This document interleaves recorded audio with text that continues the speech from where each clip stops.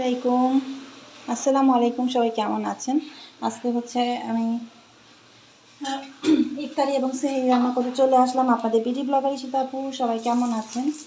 তো যে যেখান থেকে দেখতেছেন সবাই আপুর চ্যানেলটি সাবস্ক্রাইব এবং লাইক করে দিবেন। তো আমি হচ্ছে যেহেতু যে মানে আলুর চপ বানাবো, আগে আলুর চপের পেঁয়াজ মরিচটা একটু ভেজে নিই।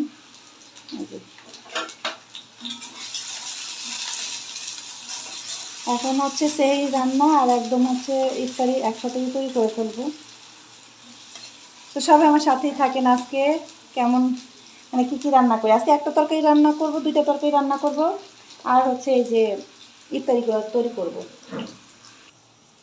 এখন এই যে উঠে ফেলতেছি, এই যে পেঁয়াজ মরিচ ভাজা হয়ে গেছে। এটা হচ্ছে আলুর চপের জন্য, যেহেতু আমরা মানুষ কম, অল্প অল্প করে তৈরি করি, তো সেহেতু এভাবে হচ্ছে তৈরি করে ফেলি। এখন হচ্ছে আমি দিয়ে দিব, পেঁয়াজ ভেজে ফেলবো। তো এখানে ডিম ভেজে নিয়েছিলাম, এই ডিম ভাজার মধ্যে তেল দিয়ে এখন হচ্ছে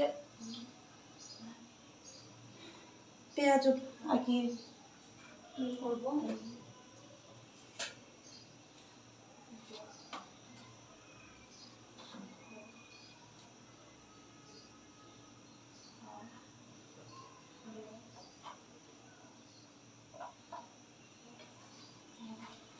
এই তেলটা গরম হয়ে আসলে এটার মধ্যে হচ্ছে পেঁয়াজও দিয়ে দিব।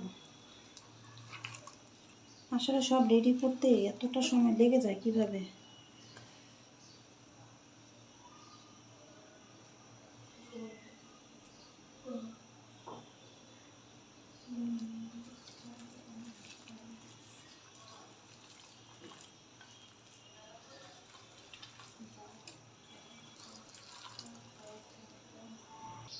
এই হচ্ছে পেঁয়াজগুলো দিয়ে দিই একটা একটা করে।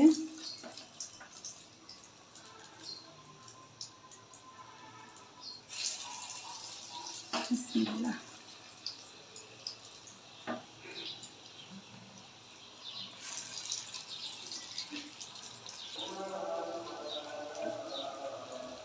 এই যে পেঁয়াজও প্রায় হয়ে আসছে, আজানও দিয়ে দিচ্ছে। এই যে পেঁয়াজও হয়ে আসছে, পেঁয়াজগুলো তুলে ফেলি।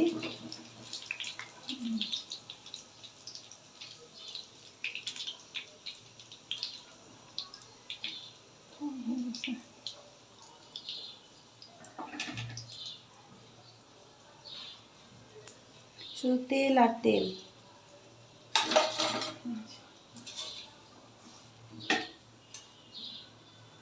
এটার মধ্যে আমি চপ দিয়ে দিব, আলুর চপ।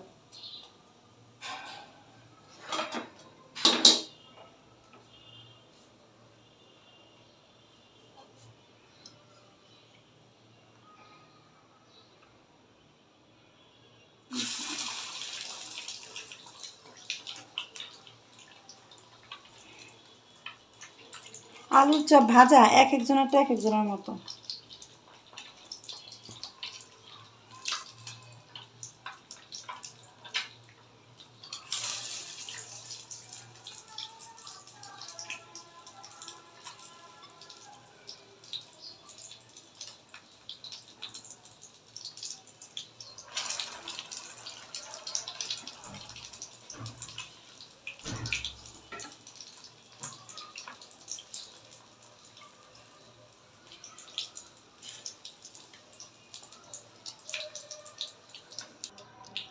এই যে আলুর চপ ভাজা শেষ। এখন এই যে বেগুনিটা একই তেলের মধ্যে দিয়ে দিব, যতটুকু আছে তেল এর মধ্যেই। ক্যামেরা তুলো রে। এই যে বেগুনি দিয়ে দিতেছি। আসলে এক হাত দিয়ে মানে ভিডিও করতেছি আর এক হাত দিয়ে হচ্ছে এরকম ইফতারি তৈরি করতেছি, যার কারণে অনেক ভিডিও আছে যা দেখা গেছে স্কিপ হয়ে যাচ্ছে।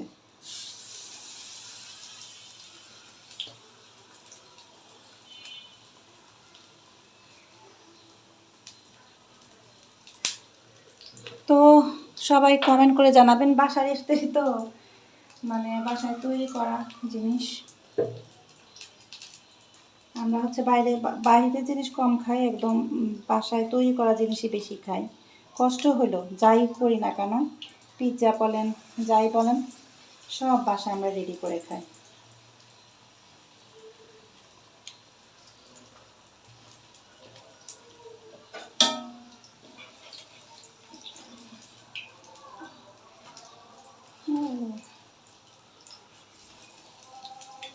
আর অল্প একটুই তো, আবার ছোট কড়াইতে, আবার অনেকে বলবেন যে আপু ছোট কড়াইতে তো এই জন্য একটু এরকম। হ্যাঁ, ছোট কড়াই তো আমরা তো অল্প, এই জন্য অল্প করে তৈরি করি প্রতিটা জিনিস। মানুষ অল্প, তৈরিও করিও অল্প অল্প, কারণ ইফতারি আবার এত খেয়ে শেষ করা যায় না।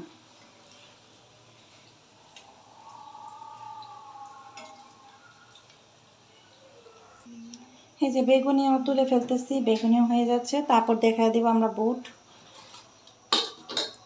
সাথে। এই যে বেগুনিগুলো হয়ে গেছে, এখন হচ্ছে আমি ছোলা দিব। এখন হচ্ছে আমরা দিয়ে দিব হচ্ছে এই যে বুটের জন্য আগে পেঁয়াজ ভাজা, আর হচ্ছে একটু এই যে গোল করে, আমি আবার গোল করে দিই, অনেকে লম্বা করেও দেয়। এই যে কাঁচামরিচ গোল করে কেটে দিই আমি।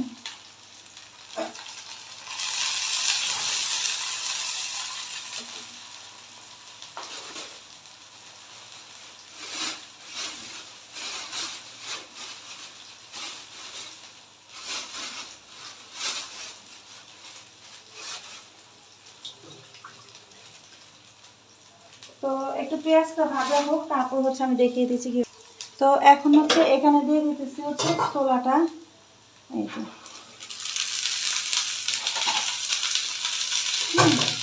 তারপর হচ্ছে কেটে রাখছিলাম টমেটো দিয়ে দিচ্ছি। তারপর দিয়ে দেবো হচ্ছে লবণ, হলুদ, মরিচ, ধনিয়া। ফার্স্ট আগে লবণটা দিয়ে দিই, এই যে পরিমাণ মতো, যেহেতু টমেটো দিচ্ছি তো এই জন্য একটু লবণটা হাতে লাগবে। আর এই যে হলুদটা দিয়ে দিতেছি, পরিমাণ বেশি হলুদ দিলেও গন্ধ হয় এই জন্য। আর এখানে হচ্ছে গুঁড়া মরিচ, তারপর দিয়ে দিচ্ছি ধনিয়া আর হচ্ছে জিরা একসাথেই। আমার আবার ধনিয়া জিরা এখানে একসাথেই করা, সেটা দিয়ে দিচ্ছি। এলাচ, ধনিয়া এগুলো একসাথে একদম পুরা করা থাকে। তারপর এখন এগুলো মিশিয়ে নিচ্ছি। এই তো হয়ে গেল, ছোলাটা এখন হতে থাকবে। আর আরেকটা জিনিস আমি দেই, সেটা হচ্ছে আপনারা অনেকে দেন না হয়তো, আমি এটা হোটেলে দেখছি যে মানে মাখানো আপনার যেটা থাকবে যে ভেষণ, ওইটা একটু লাস্টে দিয়ে দিলে দেখবেন যে খুব আঠালো আঠালো হয়ে আসবে। আরও আমি হচ্ছে আলু সিদ্ধ করে রাখছিলাম, সে আলুটা ভেঙে এখানে দিয়ে দিব। হ্যাঁ, অনেকে কেটে কেটে দেন, আবার এইভাবে দিয়ে কেন, যাতে একটু আঠালো আঠালো হয়, এই টেস্টি হয়, এই জন্য করে কি এভাবেই করে দেই।